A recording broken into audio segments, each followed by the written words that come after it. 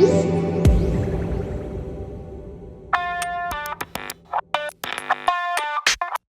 here at LG's booth at CES 2019, checking out the company's new soundbar.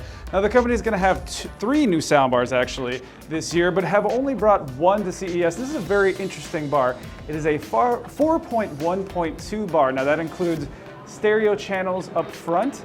It's got height channels here for the 0.2, and then there's a 0.1 for the wireless subwoofer down here. There are also two side firing drivers here, but those aren't separate channels. Sort of an interesting way to do Atmos, but you do have that height channel situation going on.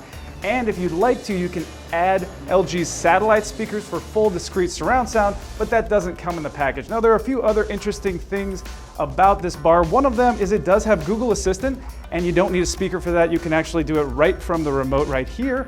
Or if you're streaming Wi-Fi, the microphones inside the bar right here are going to be listening to you all the time. That allows you to skip tracks and control your audio while you're listening, but you don't have to have it spying on you. If you've got it on HDMI, you can use the Google button right there, and it won't bother you when you're not trying to speak with Google. Now there's one other really interesting thing about this bar, and that is that it can be mounted on its bottom basically, with these drivers facing down, these drivers facing out.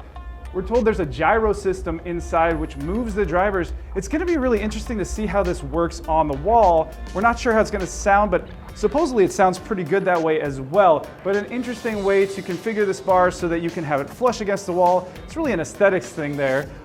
Personally, if you want the Atmos sound, I would say keep it this way, but that makes it a little bit more of a versatile bar. Now the company also has two other bars, as we mentioned.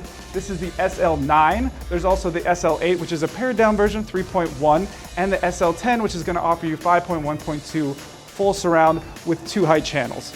So we'll have to check this out once we review it to see how it sounds, but so far it's a nice offering. We wish the other bars were here, but it's cool to see this one at the show.